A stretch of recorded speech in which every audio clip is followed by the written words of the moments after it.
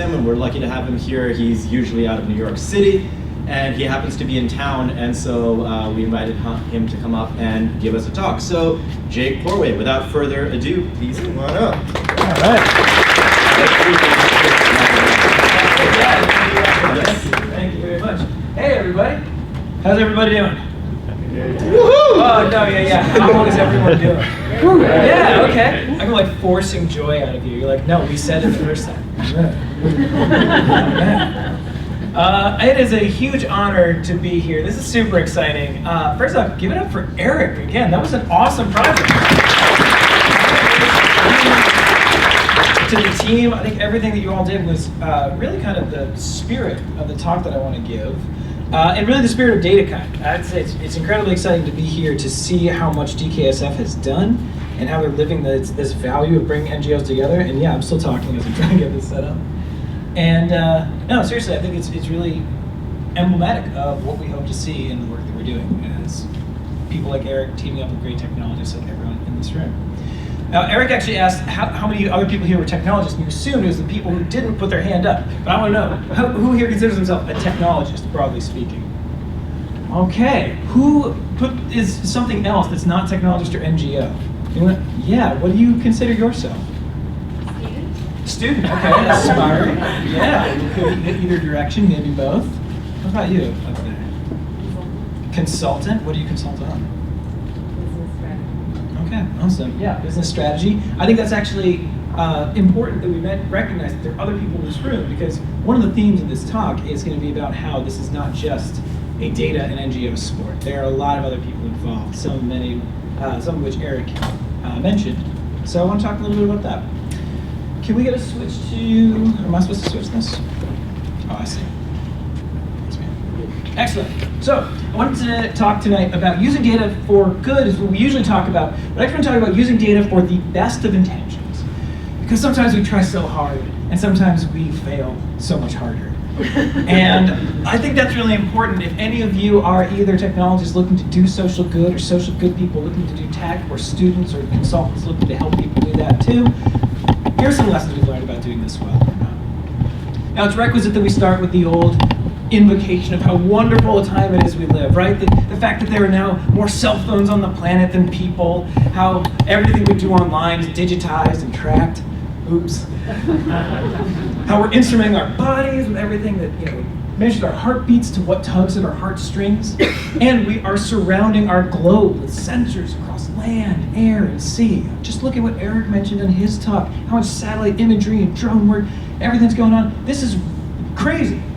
Like when you think back and step back in this, we're not just talking about data as a great business asset. We're talking about information about our world, about our communities, about ourselves. This is nothing less than a new age of reason. What an incredible time to be alive, to think we could use this data to learn more about how we exist on this planet. And so far, as a species, we've gotten so good at using that data to sell people stuff.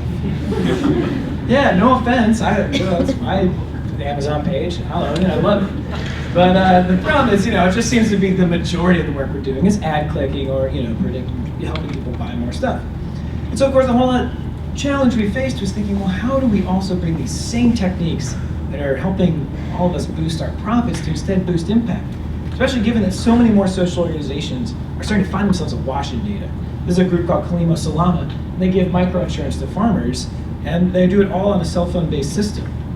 Of course, that means that they've got data pouring off of that. Every interaction with every farmer, but every insurance claim.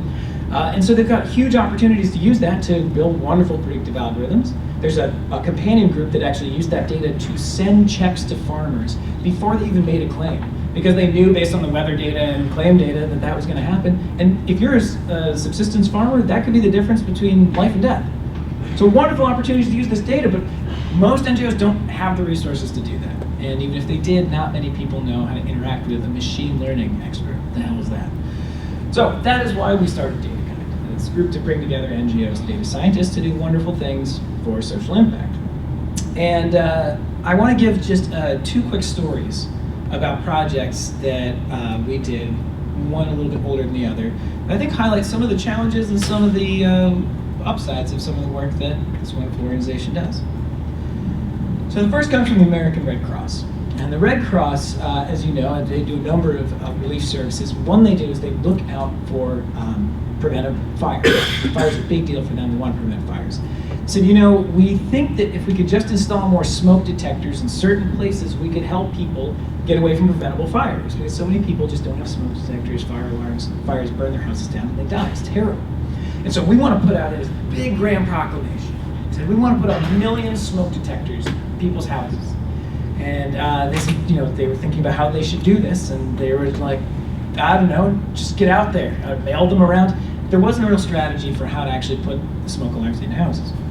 So they teamed up with a couple of intrepid data volunteers out of our DKDC offices, and they said, well, there's data that the Red Cross has about fires. There's also a bunch of census data that that helps us understand demographic information. There's also, and I'm going to forget the exact survey, but someone can check me on this later, basically a survey that helps people understand the number of kind of disasters or repairs that were done to certain houses. And so what they were able to do is build this kind of 3-layer model that looked at the probability of, is there, in a certain area, what's the probability that a fire will even occur here? Number one, we don't know that. Number two, what's the probability that if a fire occurs here, a smoke alarm would have stopped it?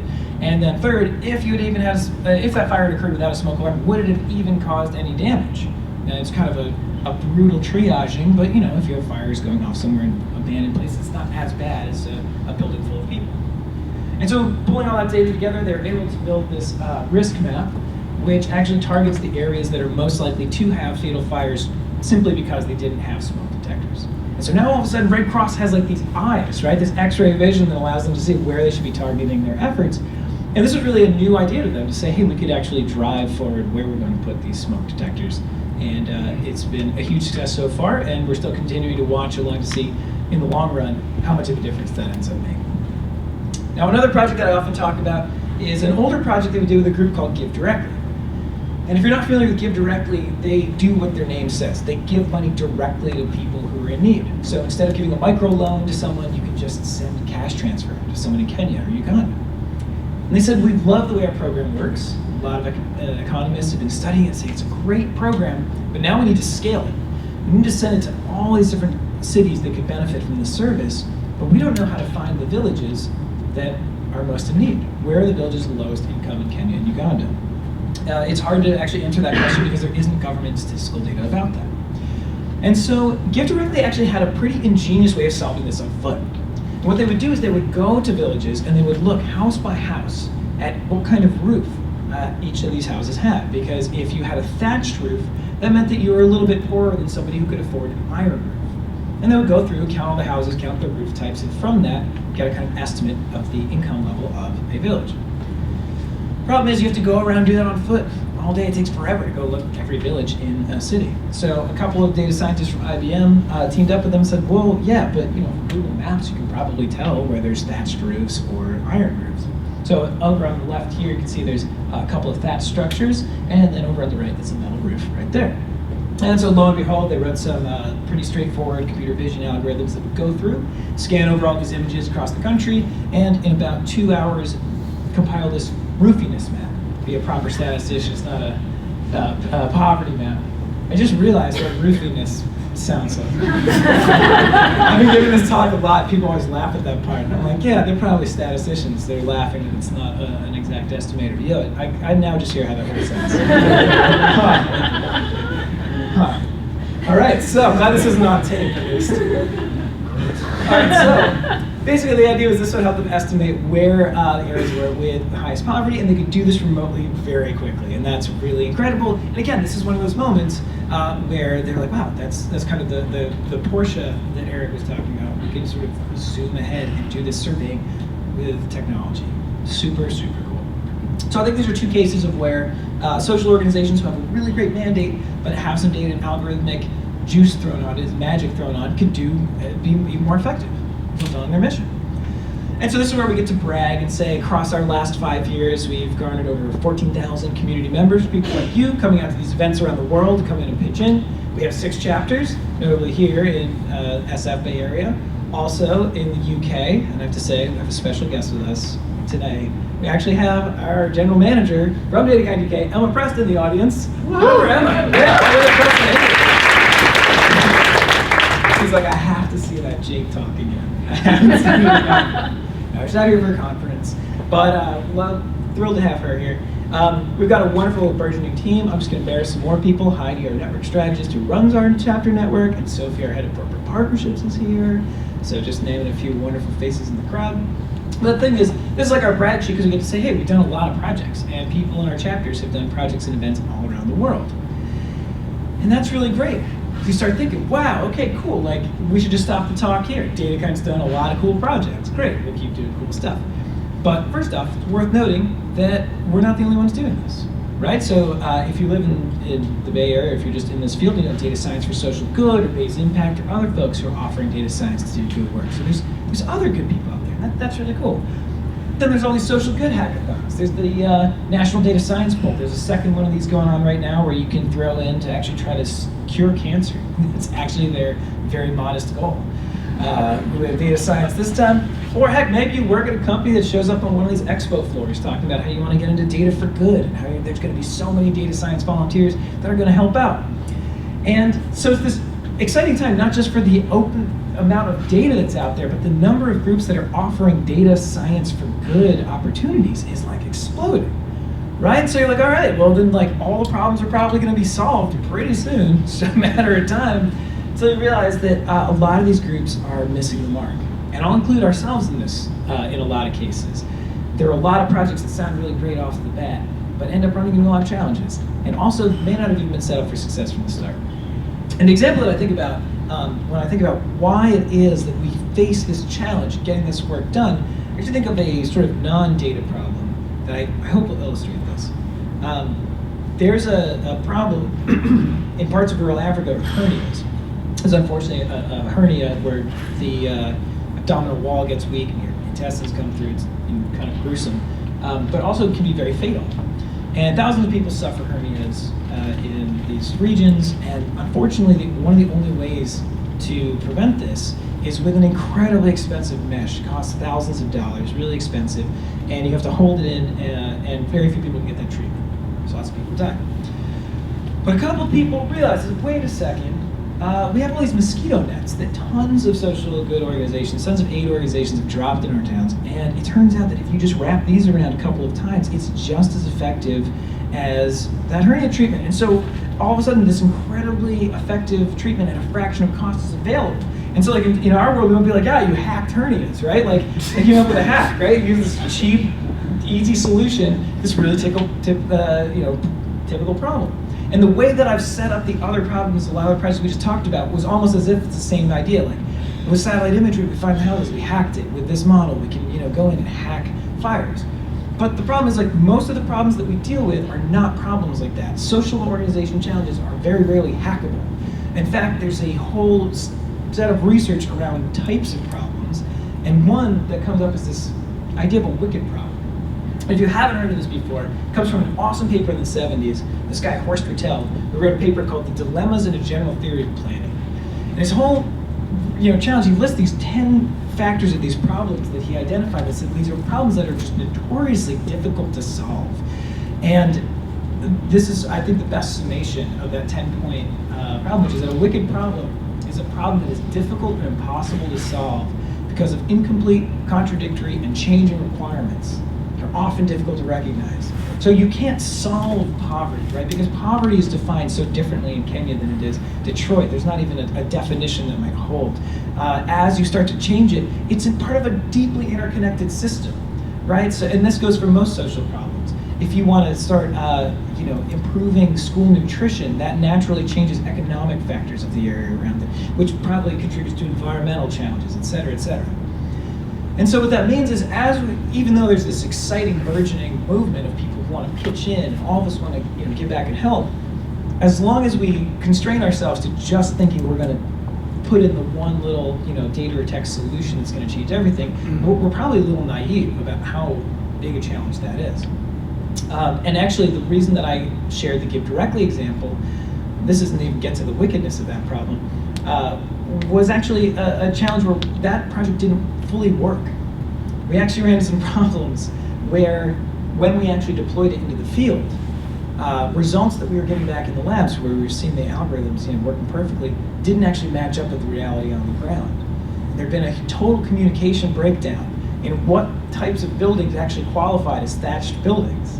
And so what ended up happening is there were all these buildings that were not houses, that were thatched, that the algorithm was picking up, doing its job as an algorithm, but incorrectly identifying areas as super poor because it's so many thatched roofs, but in fact were areas that were very wealthy and just had a lot of sheds and places for storage.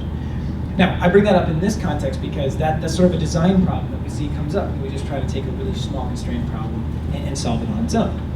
And so as we've done all these projects over time, we, not to end on a gloomy note, there's a silver lining, which is that we found a couple of design principles that we think really help tackle some of these wicked problems as we think about data and tech for good. So I want to talk about those really quickly. 4 principles for applying data science for social good. So if you're excited to jump into these data science hackathons, you want to get involved with DataKind, here's what you're getting into. Keep some of these things in mind. Honestly, I should just copy Eric's last few slides because they're pretty much perfect. So the first thing to identify, number 1, finding problems can be a lot harder than finding solutions. And this comes from a number of factors, most of which I think is that most organizations don't know what to ask for. Like, they're not going to show up and say, I need a predictive algorithm around blah, blah, blah. They're mostly like, I've got data, what can I do? And the Red Cross is actually a great example of this challenge for us. When we first spoke with them, they said, we've got a great data problem, best data problem. I said, yeah, what is it? They said, well, we have all of our data about fires in an Access 97 database, and we'd like to upgrade it to Access 2000. Think you could do that? We were like, I guess we could, but what are you trying to do? And that's the, well, we're trying to, think about how we can prevent fires and prevent people from dying in fires. And that was when the team said, oh, well, take that data, mash it up with some of this other city data, and then we could build this predictive model. And that was this mind-blowing moment. They were like, oh, well, if you can do that, then maybe we could also try this. And then we started this wonderful iterative dance around what's possible versus what exists, and what could be done versus what they need.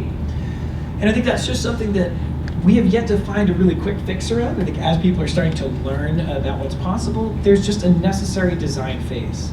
And it requires a lot of talking and a lot of trading information about what's possible versus what's needed.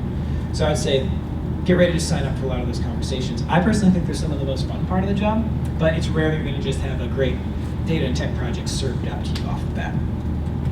Another thing that's really fun that I've learned, is that data is not the same as statistics. And what I mean by that is actually not the literal meaning of that as much as these words have become totally overloaded in the social sector and the tech sector.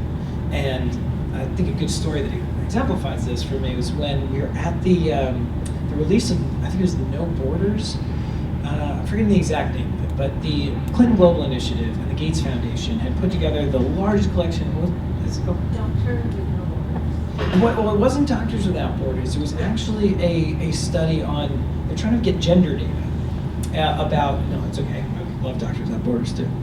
So they were trying to get data about gender. They said, this is the largest gender study we've ever done. We have all this data about how males and females associate in different countries. And my heart exploded with joy for a second, because there was Chelsea Clinton, Hillary Clinton, and Melinda Gates, and they came out. Hillary Clinton said, we are releasing this data for you all to use. I said, well, Hillary, that's amazing. And she said, and you can go to GitHub right now and download this data. And I was like, Hillary Clinton knows what GitHub is? That's crazy. I'm with her. Awesome. So I ran home, and I'm like, oh wow, this is gonna be great. We have this giant catalog of data of every country across 30 years. This is awesome. And I downloaded, I got to the site, and I clicked, and my heart sunk. I knew something was wrong, but I knew what was wrong the second it happened. It was like 5.5 megs. I was just downloading, and I was like, oh god, no. Here I was picturing beautiful, granular data about every individual and their lives across the world.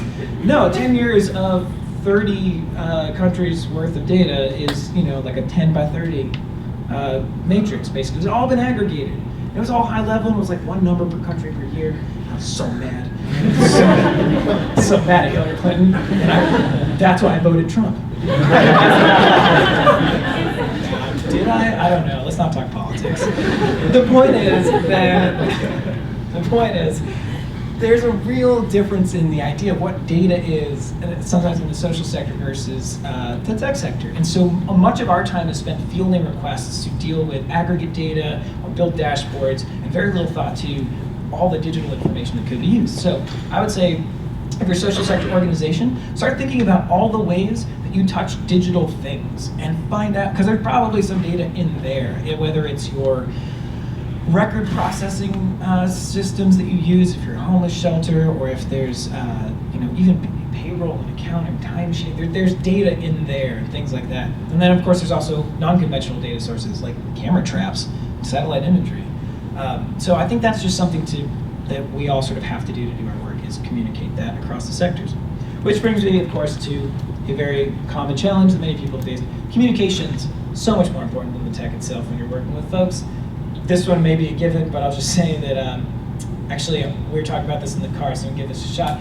How many people know what an SDG is? Raise your hand if SDG. Okay, awesome. How many people know what an API is? Awesome. Can you keep your hand up if you know both? Oh, I love all you people. Awesome. Great, so you're our heroes. SDG are Sustainable Development Goals that the UN uses to measure progress. APIs are application programming interfaces. Folks in computer talk to each other effectively, simplified as that. But the thing is, we see this happen all the time, that folks from different sides are so brought into their own vocabularies that sometimes they miss each other and don't even know it. So we see our job at DataKind is actually playing translator and communicator a lot of the time. And then lastly, although it's also marked 3 instead of 4, design with, not for. This is a phrase that I loved at Lauren Ellen McCann from New America Foundation, I think, said this most recently, but this is basic design principle. It says, you gotta get out with the people you're designing for. It's basic human-centered design principle, because in the best case, you build something useless if you don't talk to people, right? You build something shiny and exciting that someone doesn't actually need. In the worst case, you build something expensive and awesome that is harmful. And a case of this that came up for us was with Amnesty International. And Amnesty International had a pretty basic tech request where they said, we have all these human rights violations, and we can't triage them fast enough. So can you build a predictive model that lets us understand which ones we need to triage first? And the tech was straightforward. People built a logistic regression that basically said, hey, well, how likely is this to be a high priority issue as this data came in? They could focus their efforts there. But the question that we had was, who's going to maintain this? Who is going to actually know how to use it? We weren't working with people who were actually jailed as journalists. We didn't even really get to talk to many Amnesty Internationalers. We just had a data analyst connection. And so the question for us became, well, how will this be maintained? How do we make sure this remains ethical and used well? And that was something that could have been bolstered by having more conversations with folks in the organization, more folks on the ground about how it was going to be used. I think there could have been more of a human-centered design process to building this. In the end, from what we understand, the analysts actually used this as leverage to apply for further funding to figure that stuff out. So happy ending to that story. But it really raised this kind of question for us, like, how do we design these things so we're not just building cool tech, but making sure it's serving the people that actually need it. And if these principles don't sound surprising, if they just sound like design principles, they really are, right? Like, they don't have much to do with data and tech, except the idea that these different worlds of people in the social sector and the data sector are still figuring out some of their common language. But when it comes down to it, a lot of these principles are around human-centered design, and that's really something that I think we need to embrace as we start moving forward and bridging these worlds. I want to close as a tee-up for Jake here. Kind of related to the last point is just one thing that I'm going to put as an appeal to everyone here is to think about how we take care of these tools and shepherd these tools once they're out of our grasp. It's a great Marshall McLuhan quote here. It was, we become what we behold. We shape our tools and then our tools shape us. And no one knows that better than an algorithm designer. We are creating little decision-making machines and decision-shaping machines that exert that will over and over wherever they go, even after we build them. And in some senses, that creates things for quote-unquote social good that are kind of ham-fistedly like nefarious. This is a neural network that can figure out if you're a criminal based on your facial structure. Now, I haven't looked at the actual paper myself deeply, but this smacks of phrenology, right? Of telling you, based on your biology, if you're a menace. And the thing is, this is going to go out in the world. Like, I see some smirks of people nodding in the audience, like, oh boy. how did this happen? But other people are going to see this and use it, and I'm really curious about what kind of responsibilities we have for that. And then, of course, there are the places that are much less obvious than that, like this Microsoft patent that creates walking directions that avoid crime-ridden neighborhoods. Great algorithm if you're in a new city. You don't want to walk through a dangerous part and get attacked. On the other hand, maybe this creates a situation where you have people who are wealthy with phones avoiding poorer areas that have higher crime, don't have phones, and there's sort of just accidental segregation that occurs. Now, is that good or bad? Wouldn't necessarily say either way, but what's really nagging me is who has responsibility for figuring that out? Is it us, the consumer? Is it the poor Microsoft engineer who wrote this because someone needed it? Not clear. I think that's an open question that and we as algorithm designers and social impact or otherwise have to wrestle with. So, that was a whirlwind. Thank you all for sticking with me. The thing I want to close with here is to say this work that we're doing is incredibly important, incredibly exciting. I mean, there are so many organizations now that can take advantage of this wonderful sort of data revolution, and really it's on all of us to start thinking less about how can that data and tech be used, but how can we forge these partnerships? How can we forge these ecosystems of folks that can uphold these design principles of finding those questions, of actually communicating together, and sort of figuring out what the ethical challenges are around these things together. Because it's really a group effort, an ecosystem effort to get this work done, and you are now, whether you like it or not, just by being at this meetup, a part of that. So I wish you well, I wish you luck, and I hope you will tell us all everything you learned so we can all do it better. Thank you very much.